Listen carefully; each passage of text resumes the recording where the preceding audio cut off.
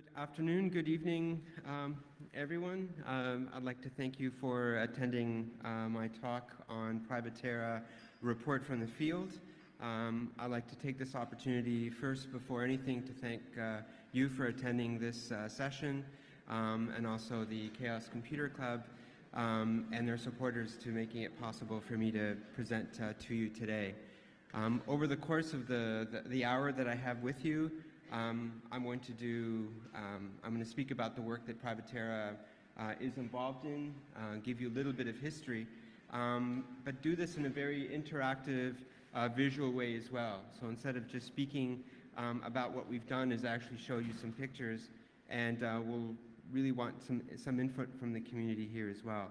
So first of all, my name is Robert Guerra. I'm the Managing Director of privaterra. And for the talk today, these are the key points that I'm going to talk about. First of all is just to give you a little bit of background on privaterra, how it got started, what is it, the type of projects that we've done, the type of things that we do. When I talk about working in the field, what that means, what is the field, the security workshops that we do, I'll give you a view of what that is, and answer and show you a couple of questions. What's there in the field, what can be done, remembering the context, something about secret archives, some lessons learned, and questions and answers. What's more important is, first of all, is just telling you an idea what privaterra is. Privaterra comes as a result of some individuals, including myself, back in 2000, who very much were participating in privacy discussions, security and crypto discussions, both online and in conferences. And we saw that there was a lot of discussion about human rights. There's a lot of discussions about helping people who work with human rights with secure communications. This is right after the discussions related to the Clipper chip, to whether encryption is legal or not in the United States and other countries. And there was some work that was originally being done by the American Association for the Advancement of Science and others to try to get some human rights organizations, people who work with human rights, people who work, whose information needs protecting, to have some technical assistance. And so it was really the one or two individuals that were doing this, and we thought, well, it might be a good idea to try to bring a set of people to help this. And we thought, instead of just talking about it, what is it that we could do to develop a specific project, to develop a specific set of things that we could do to bring the ideas, to bring the tools of security, of privacy, and technology to some human rights organizations, but also to get from them what their context is, what their environment is, what's happening to them, seeing how those tools are used, what are some of the problems, and feeding that back into the community, such as yours, but others as well. But more importantly is, because in some of the environments, countries are very repressive, there's a lot of surveillance. Are there things that we could learn from those environments that then get fed into the discussions around policy, the discussions around protests? Are there arguments that we can use from other countries? And so we had this idea. What did we do? Well, first of all is we started talking to colleagues and to organizations to see what could be done, what could be set up, and to some organizations that could support us as well too. One of the first meetings was in around 2000, meeting with the cypherpunk community based in the San Francisco Bay Area, because there are some individuals there who'd been interested in crypto, who talked about human rights, just to get their input as well too.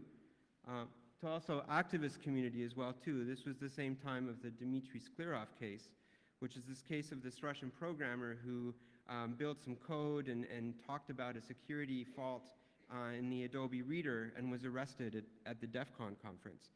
And we also spoke to some of the people who were involved in defending Dmitry and others to see, can we take some of this energy that's there, the interest that people have, and try to bring that to a specific project.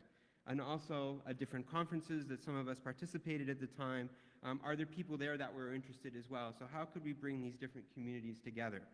And so from my home in Toronto, which is like here, full of a lot of snow, and spending a lot of time online, virtually, trying to get different people together, try to develop what are some specific tasks, a mission for the organization that we could do, to make it into very simple things that we could try to do and then try to get some results. So we basically broke it down into three main things that we wanted to do, is training. Are there specific tools that we could show? Are there particular knowledge that we would have about security that we could help organizations with? And so the first thing was, are there basic concepts that maybe we understand really, really well, but others just don't? And could we help organizations with that? Could we help them with secure communications tools? At the time, PGP was very popular and still is. Are there other set of tools that we could help people with if they just don't have a manual or have never heard of the tool? And then what is it that we could use for these organizations to collaborate, to use online? Then are there ways, as I said, that we could bring some of this knowledge that these, and the experience of working with these people back to the community, and put that as well into the advocacy community as well too. The projects that we've done since 2000, and I'll show you some of the pictures very shortly, is we've worked almost in all the continents so far, in Africa, in Central Asia, in Kazakhstan, some places in Europe, particularly in Latin America, and Southeast Asia most recently as well, and have also spoken with the press as well too. Spoken them, what particular things have we done when I say that we've done some activities? We've spoken with individuals, we've spoken with organizations to see what is it that they would need, just have a discussion with them. But also when we talk about tools, we talk about teaching, it's getting some of the language that's used at these conferences, so and at other places as well too. If we talk about encryption algorithms, 1024 tool for 8 size key, does this mean anything to an average user who just cares about bringing a criminal to justice? They don't. They just want to get their things done. So, you know, what is it that we would have to adjust in terms of the language? Or do they have a technical person who was really interested in those things? So those are some of the things that we tried to do in terms of the methods that we tried to use. Focusing that we're talking about different cultures in Latin America is very different than working in the United States. In the United States, some organizations want you to come, do the training, and leave. And organizations in Latin America, you have to spend some time with them before, get to know how the organization works. You have to start building trust with them, and then stay some time with them as well too. So they really have a sense of that you're there not just as a foreigner who wants to go, but to actually give them some knowledge, give them some tools so they can help themselves. And so that's the approach that we try to do. And again, teach them some basic knowledge around the internet and security. So for example, one of the questions that is maybe very obvious to a lot of people here is how the internet works, how email works, how the web works. A lot of organizations that we help, both in Europe, in North America, and in South America, have misconceptions on how the internet works, haven't really had that explained to them. And if you're going to talk about security, if you're going to talk about vulnerabilities, that is a very key thing that needs to be discussed first. And so we do that, and we spent some time as well too. What I'm going to do now is I'm going to take you through a visual tour. I've spoken for almost 10 minutes, and because it's towards the end of the day, let's try to spice it up with some pictures.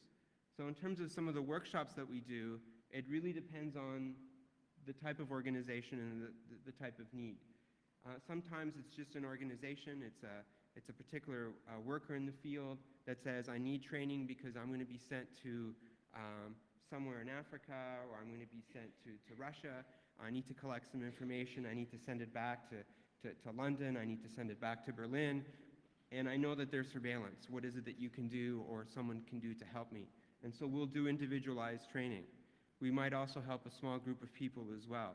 So when we talk about one-to-one, it could be one person or a group of people that we work with. That's kind of symbolic. What it means sometimes in some contexts is, depending on the technology that's available, it really is a workshop that's outside. if you want to explain how the internet works and you have no power and you have no internet, it can be a bit of a challenge. And so if you put a sheet of paper, you get some colored markers, you can be really creative and people can really quite understand. In some of the places that we've gone, and some of the places where there's real issues in terms of violence, in terms of ongoing conflict, it's really difficult to get to a place. Some of you who've maybe flown to Berlin might have the picture of the airport when you arrived. It's probably very different than this airport. And that's the type of airport that you might find when you travel to places. And so if the conditions aren't right, if it's raining too much, you just can't land. Or maybe on the way to the airport, it's rained and your car gets stuck. Or maybe you need to leave because there's going to be a military convoy on the way. And so it's not easy to do. And it's also the people, if they're attending an event somewhere, this is the travel that they have to do. So it can be quite a challenge. Some places, like this one, this was in Eastern Congo, are in a constant state of armed conflict. If any of you follow the news, you might see that there was UN soldiers were sent into Eastern Congo just maybe a week or so ago, just before Christmas. And so some places are really problematic. This is an event that we did about a year ago. We really wanted to train people there because they know the conditions really well. We don't want to necessarily put people who don't know the conditions at risk. And so this is just to give you an idea. In terms of traveling, again, it can be really complicated. It can be really dangerous to travel some of the places. But what's very important is to really get a sense of an understanding of where you're traveling and what the conditions are. As you may have seen in the talk just previous in regards to New Orleans and Iraq, the issue of understanding how changes occur. And so an example in point, a situation that happened to us when we were in Congo, is we were just in the middle of the street, visiting the internet cafe, and we see a UN armed vehicle drive by. And so is this a good thing? Are they just driving by? Is it that there's a problem? All we know is that the problem is with young men, usually with guns, is when you have to be careful. Well, first we see this, and then we see men with flags making a lot of noise, some in military fatigues, and so we start to get really afraid. What is it that we do? And the person that's local with us says, no, it's no problem, you know, just watch. And so those of us who aren't familiar with the context are really afraid and don't know what to do. And so then we see motorcycles come. And again, a lot of people making a lot of noise. It can be problematic. But then at the end, we realize it's not a protest. It's not some military takeover. It just happens to be the birthday of Bob Marley. And Bob Marley is someone who is really appreciated in this part of Africa, and the flags that they were was the Jamaican flag, and that's why they were waving. But at first, we didn't know.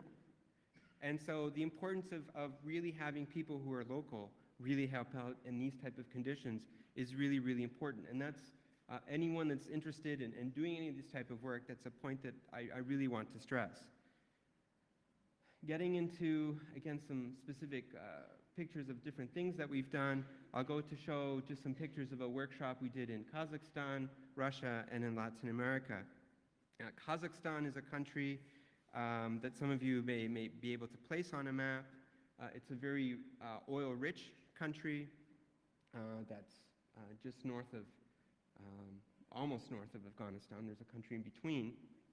Former Soviet Republic,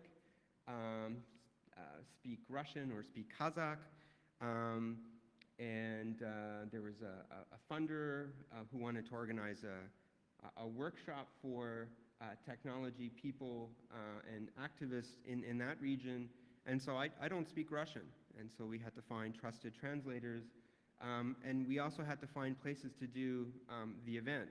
And so when we arrived, we find this very huge, what's called a hotel now.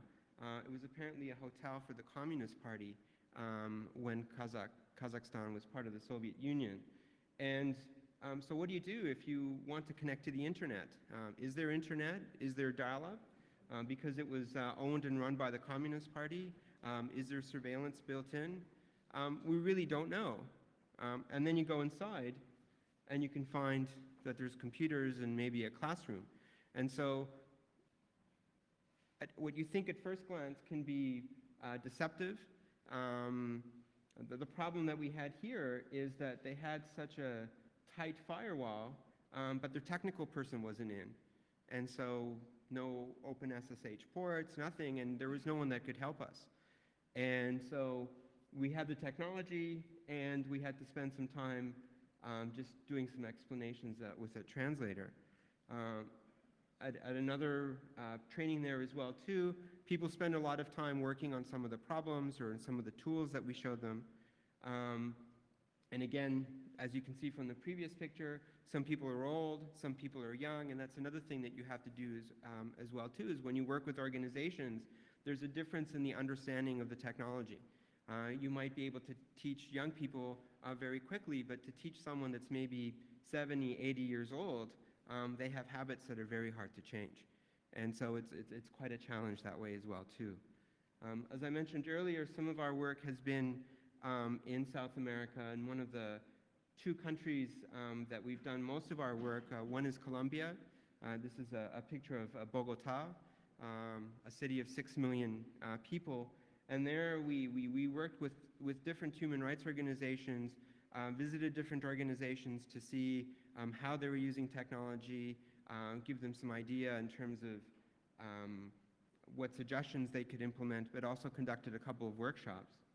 And here you see a picture of kind of the type of people that you find in the classroom, kind of a mixture of men and women. And here you see one of the women participants actually organizing one of the exercises, so just trying to get some feedback with her fellow students as well too. The other thing as well is we also did some work in Peru, just very close to Colombia as well too. There we work with the coordinator of human rights, where there's been a very strong campaign, a very long campaign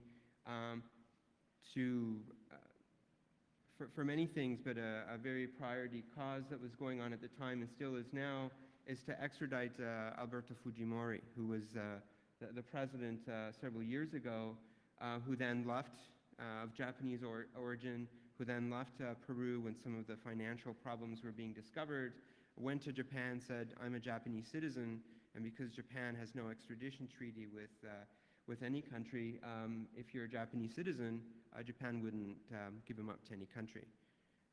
He very recently visited, I think it was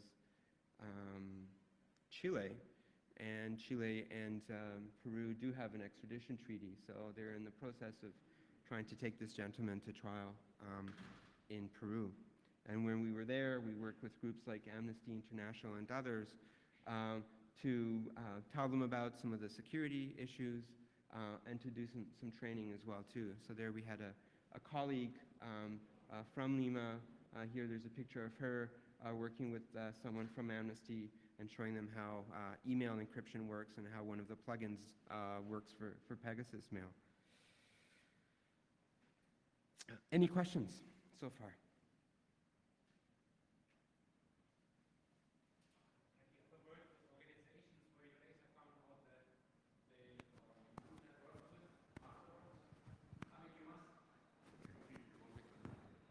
Yeah. Have you ever worked with organizations you later found out you should not, or you would not work with again? Because I'm quite sure that there is a gray area between just opposition work and then, well, other. That's a very good question, and that was during the process of finding out how we would work and with the type of organizations that we would work with, is how to select partners, but how to deal with that problem. And so one of the things that we did, and the reason why some of our work has taken a long time to do, is that it's really through a network that we try to pick partners. So right now, if an organization approaches us and says, you know, we've heard about you, we're working in the US, we have this issue with the FBI, can you help us? What we do is we say, you know, we try to get an understanding of what some of their problems are, and then ask, groups like Amnesty or Human Rights Watch and others, have they worked with them before? And so it's really through a reference network.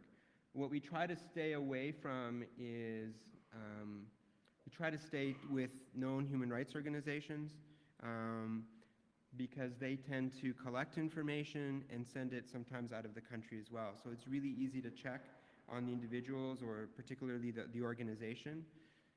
So far, we haven't run into an individual or organization that we've actually trained that maybe a year later we say, oh, we made a mistake. But my response to the law enforcement question that we've not been asked yet is, what if law enforcement asks us, well, why are you doing this, and don't you know that this organization is illegal? The one place where this is the case now is in Kazakhstan. The foundation that got us to teach to the network has now been outlawed by the government and all the people expelled. So I believe that if we go back, we might be jailed. When I've been asked in Canada, I basically say, well, we're just teaching the same tools that banks use, and the same type of methodology. So we don't get into very covert. We just use very available tools. And so we haven't run into that. We're just very careful in terms of who we select and who we work with. The picture that you have here, it's a very good question though, and one that anyone who would like to work in this has to really deal with that problem, because if you do select someone, it might also implicate you as well too. So then you can get on lists and not be able to travel. I know of other colleagues who have worked with environmental organizations, and particularly in the US, and they are on the fly list. So whenever they travel in the US, they always get searched now. But this is also the case of university professors that have worked with some things as well too. But a good question. This next photograph is one of Guatemala City, one where we've visited probably about 8 times over the last 4 years, and where privaterra really started most of its work. It was because there was an organization there who found out about some of the work that we were doing in the United States, that knew we spoke Spanish as well, to say, look, we need some training, we do some workshops for security for human rights organizations. Can you come and give a 2-day lecture on just tools and things that you think might be important? You'll see another picture soon, but it's a city that the buildings aren't usually more than 10 stories high, because I think it was in 76 or in 80, there was a very strong earthquake that almost flattened the whole city, so it's very earthquake prone. The current capital, Guatemala City, is the new capital. The previous capital in the 18th century was flattened by an earthquake, Antigua, Guatemala. And so it's one that, it's a very interesting country, one because it has a lot of volcanoes and things like that, so it's very pretty. It has a very sad history because its government was overthrown by one planted by the US, and the level of violence was just, oops, I've lost. There we go. Was just terrible. One of the interesting things about Guatemala is the resilience of the people, and this is one of the things that hearing the talk yesterday in terms of that we've lost the war, that we have to give up, that there's nothing more that we can do. A country like this had a military dictatorship that lasted many years. There were huge atrocities and war crimes committed against the people, but the people did not give up. And when the situation was right, you know, they've been able to do a lot of things. So the one message that the one gets when working in the field is one should not give up. I mean, there are going to be very bad times. There are times when you think that you have nothing left, that you will maybe lose many rights, but there still have to be people that that stay engaged and that try to do their best. Getting to one of the workshops that were there, this is one of the first ones. You can see in the background, the very first time we did a workshop there, we did two. So the first one is we tried to be a little bit technical, because the round of conversations that we had with people is that they were technical, that they use computers, and we thought, okay, we're going to explain to them what different type of encryption algorithms are like. We're going to spend a day and a half on theory, on different encryptions, about public key cryptography. And halfway through the first day, we realized that when they said that they were technical, that meant very different than what we thought being technical. And the colleague that was helping me at the time, as you can see in the background, all the notes on the back are all in English. Of course, the people there don't speak English, they speak Spanish. And so it was a big challenge for them to understand what was being said, even though it was being translated, because they would want it in their own language. And one of the first things that we learned very quickly is, in the country, it's better if you can actually do the presentation in their own language. And so maybe spend time, train someone who knows the local language, because they will understand a lot better. And so that was one of the really first lessons that I learned. It may be really intuitive, but this was the case of working with someone from the United States who thought, well, everyone will understand English. That may be different here in Europe, but that was a very quick lesson that was learned as well too. And going back, what we also learned as well too is that it's important to work with individuals, as you saw with the picture with the penguins. It's really important to work with one or two people, to work on the computers that they will work on, not necessarily in workshop. And so here is two individuals. We were showing them a secure database tool, and we just spent some time with them. Afterwards as well too, as you saw, there's a group of people as well too, so this is someone that we had trained, showing her colleagues as well too. What we've also done as well is we've worked with some universities as well to try to bring students or professors to meet and understand how some of the different organizations we work with, what they do.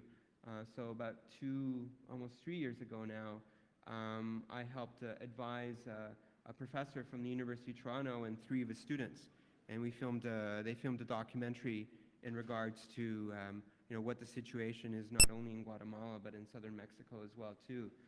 So here, one of the students who now works with the Citizen Lab at the University of Toronto, I think was explaining a particular way to do disk encryption with OpenBSD to some technical Linux experts in Guatemala.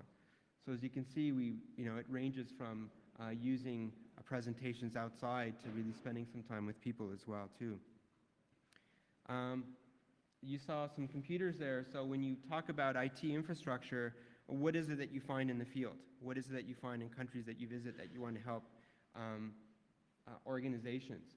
So the first thing that we try to do, and we would suggest people to do as well too, is just when you visit an organization before you start, just tour around the organization and see what they have. And you'll see that in leading organizations, you might have things like this hanging from the wall. There may be, I think this was the case of the organization that has about 100 people, and they were using 8-port hubs, and they said their internet was really slow. And some of the cables that were on the ground were like this. And so the internet might not work. It's just because you might have water come on it, you might have mice eat the cables. And so one of the things to do is,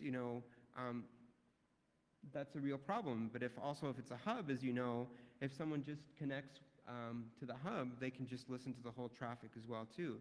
So if you're talking about secure communications or security for this organization, do you recommend that they all use VPNs, or do you recommend that they all switch to switches instead? And so that's one of the things that one has to deal with. But again, organizations can have computers, and sometimes the biggest problem for some of the trainers, particularly when they come to other countries, like coming to Germany as well too, is that the keyboards might be very different. So I think that the biggest challenge was working on a Russian keyboard and an Arabic keyboard. Also on a German keyboard, the keys are a little bit different. So if you have a password that you remember because of where the keys are on your keyboard, they may not work when you go to other countries. In terms of, you saw some technology in terms of what are specific examples or specific things that we may have done. So there was a specific organization that had come under a threat because they had had their computers stolen 3 times in a year. They were working on documenting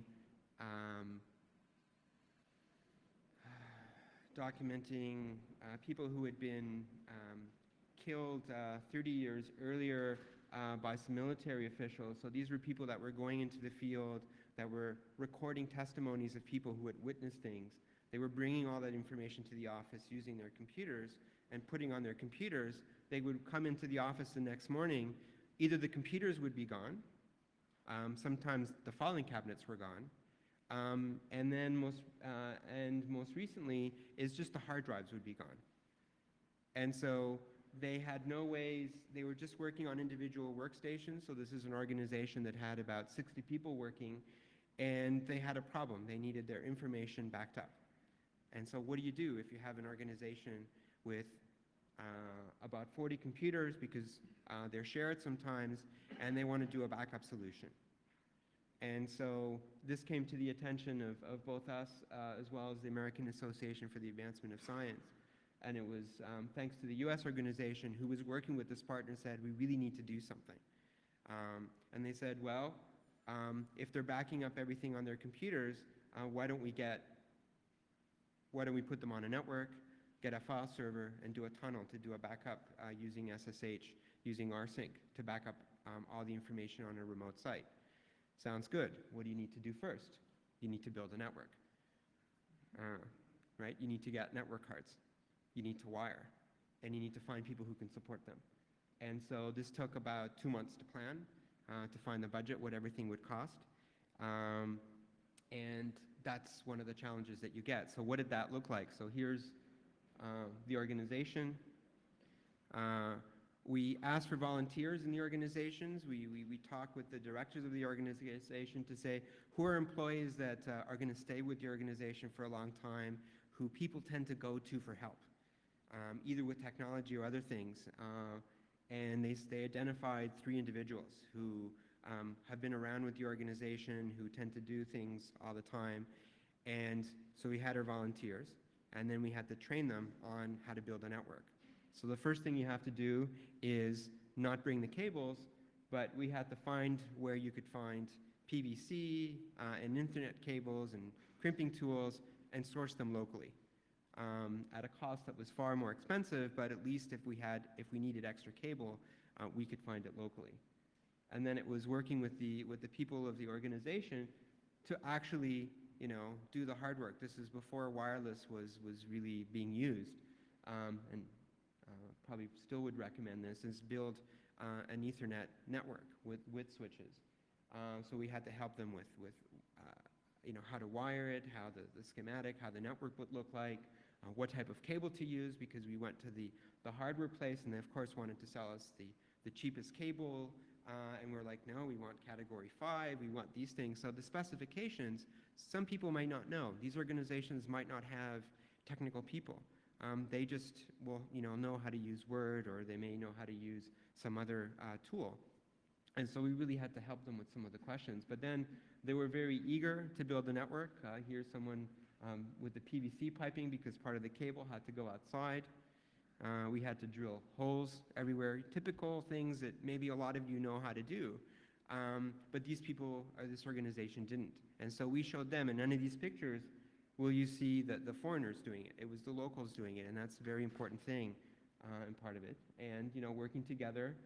It was a long day, but even at the end of the day, they were smiling, still are smiling. And here you see one of the gentlemen, crimping the cable, checking to make sure.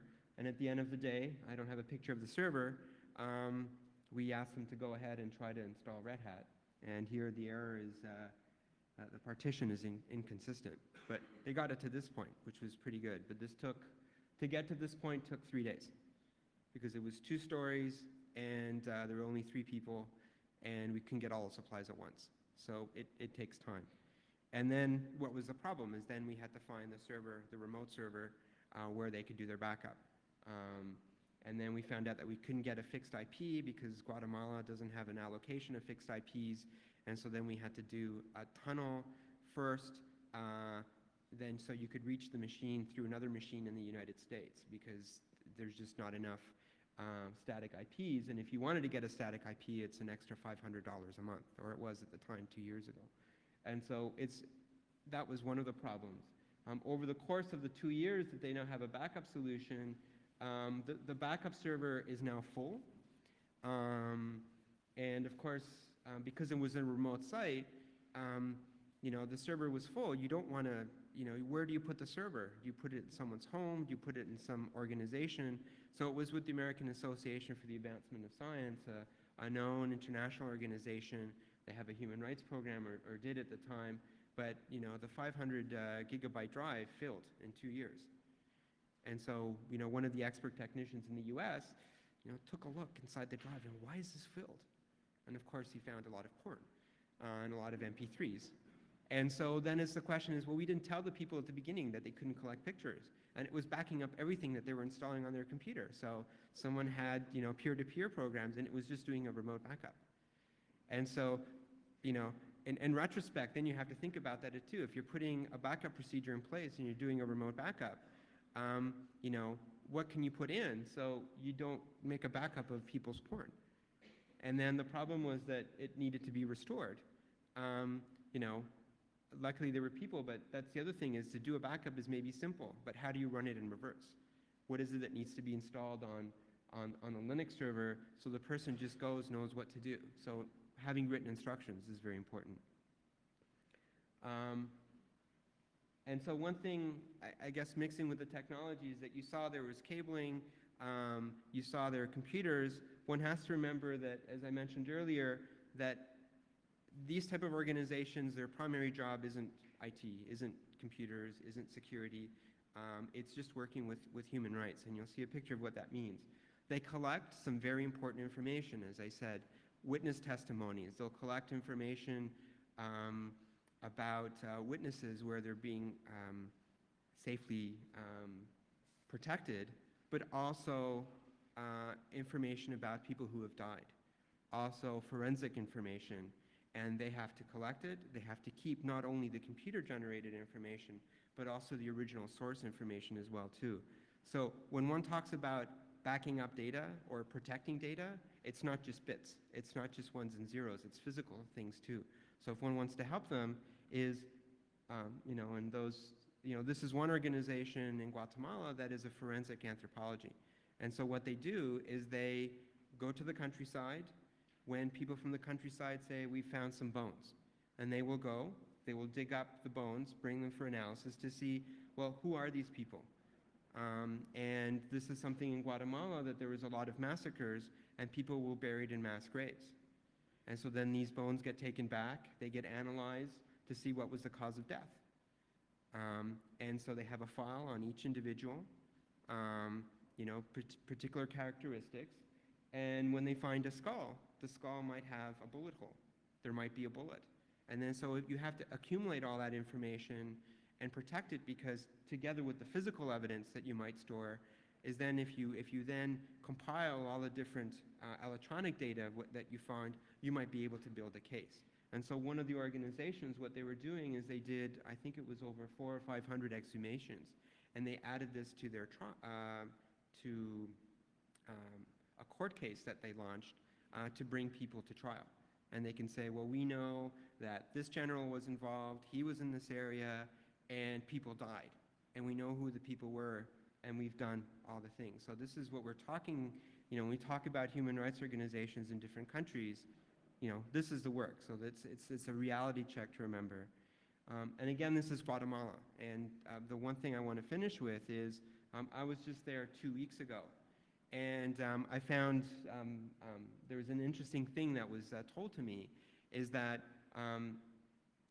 over the course of the last 5 years, 10 years, and since '96, when there was the peace accords, There's been the population in a lot of the organizations and the human rights organizations that really want to find out what happened during the years of the military dictatorship. And the first thing people asked is, well, we know the police were involved. Can we have access to the police records? And the government, they don't exist. The records don't exist at all. And, you know, for 10 years, they would try to look, nothing would be found. And then just this May, at one of the military barracks, there was an explosion.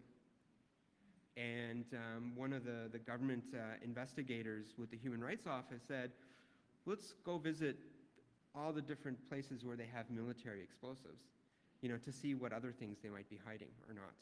And so they went to the first place where there was the explosion. They didn't find anything, but they said, oh, there's this other military dump in Guatemala City. You might want to go there. So they did, and they found some interesting things, and I'll take you through some of the pictures. So the place that they found was in a residential part of Guatemala. This is what kind of it looks like. Just outside the place that they went, there's a lot of police walking around, but it's a military compound, so it's fine.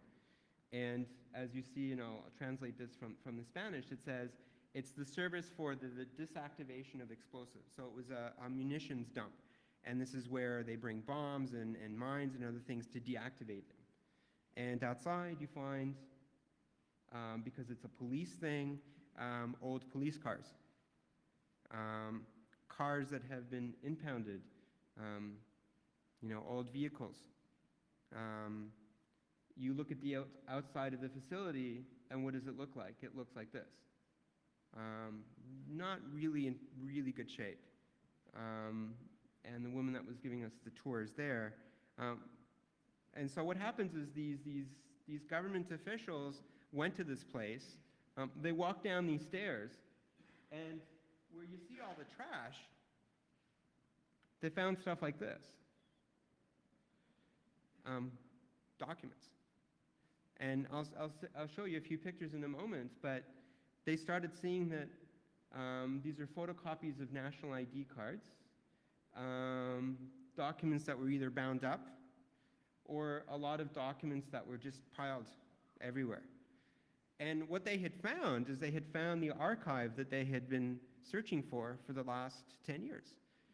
And when they went through, they basically found out that almost all of the police archives from 1904 and to the present were being stored here.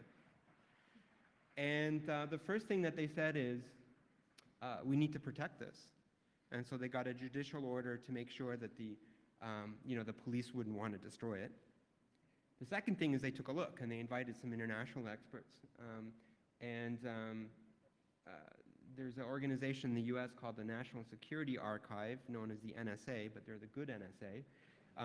And they're involved in declassifying government documents. And so they work with a lot of they declassify US government documents, but also with archives around the world. And so they immediately called the people from the good NSA in the US to say, look what we found, can you come and pay us a visit? So if you go to I can show you the photos from the NSA. And they basically found, again, documents from 1904 to the present.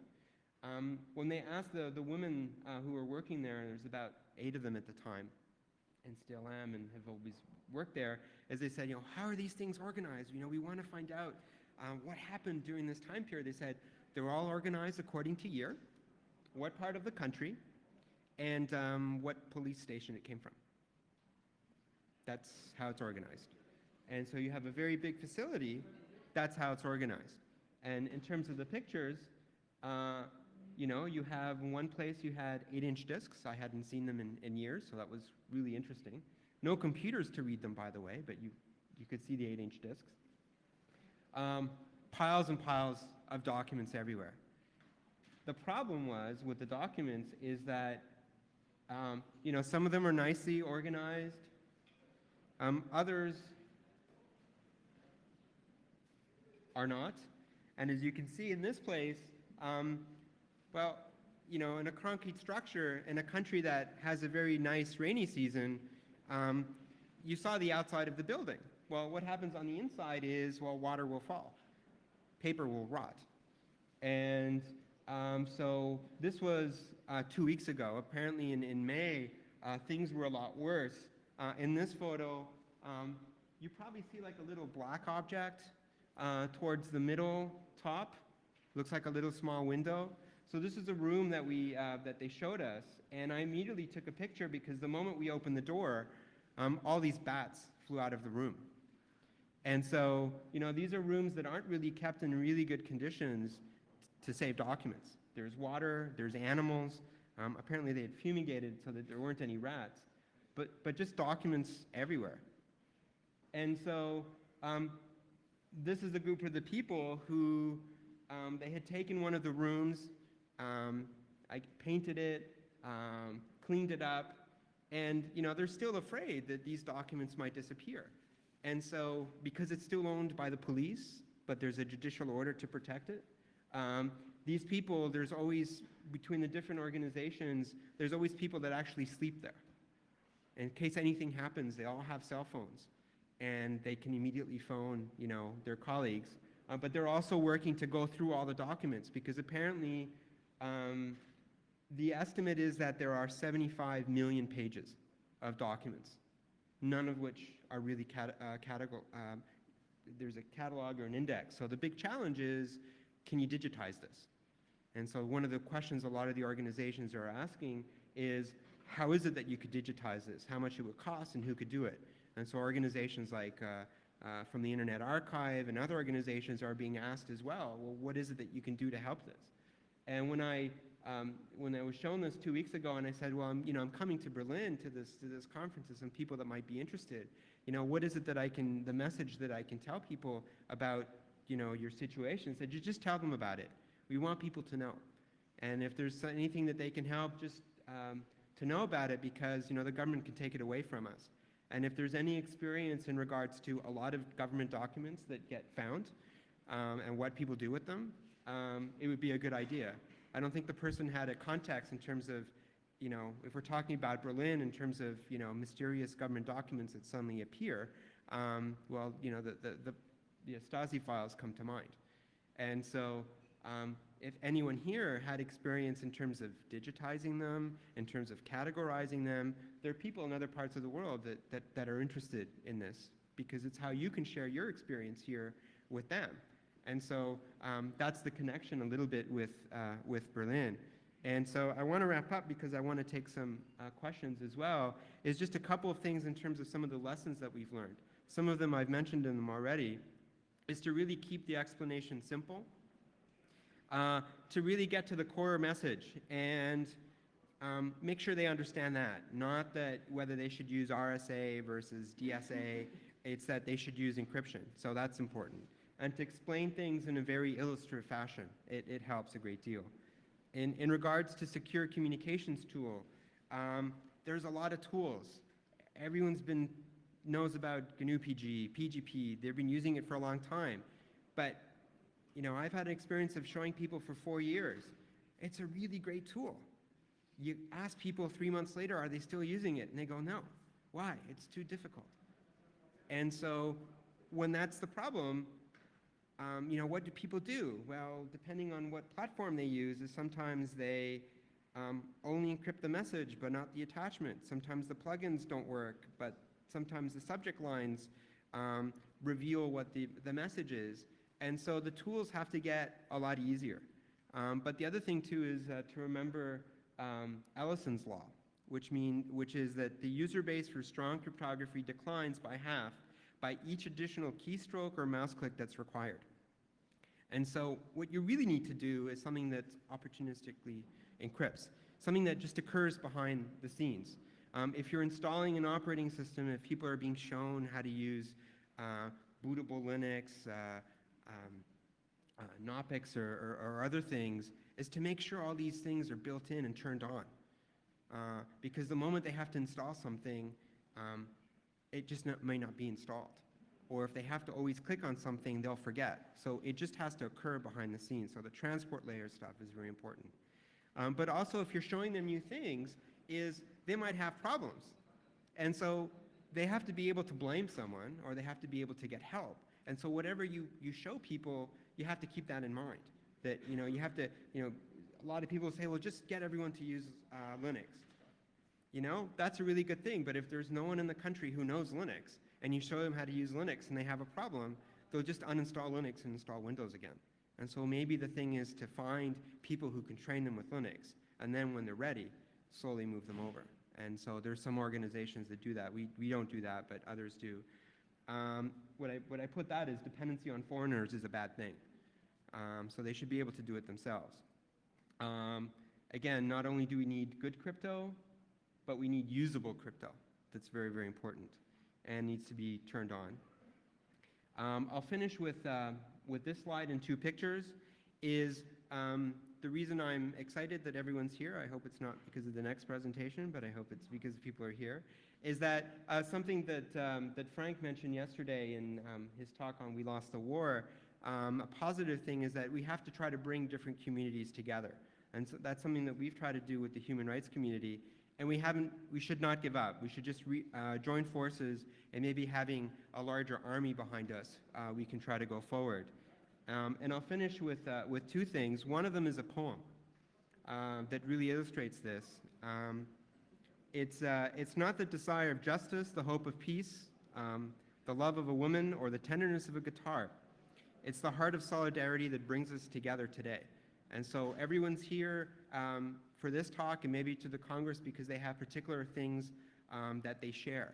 And that sense of community should not be lost and should really be built on. So 2 things, and this is something in Spanish. It shows a community, and it says the democracy is work of everyone. So we all have to work together. Frank said yesterday that there's maybe people in companies or maybe law enforcement who we've known that we've lost contact with. Well, we really need to work with everyone together, and it's really important. And here's the poem that you saw. This is outside of a bar in Guatemala City that was translated. So again, I thank everyone for the talk. I have, I think, about maybe 3 or 4 minutes. I took some questions earlier. Are there any questions or comments people might have now? If not, I'll be available as well. Any questions? Any questions? Going once? There are 2 microphones. Well, again, I thank everyone. I'll be available afterwards if anyone has any comments. So again, thank you for listening to my talk.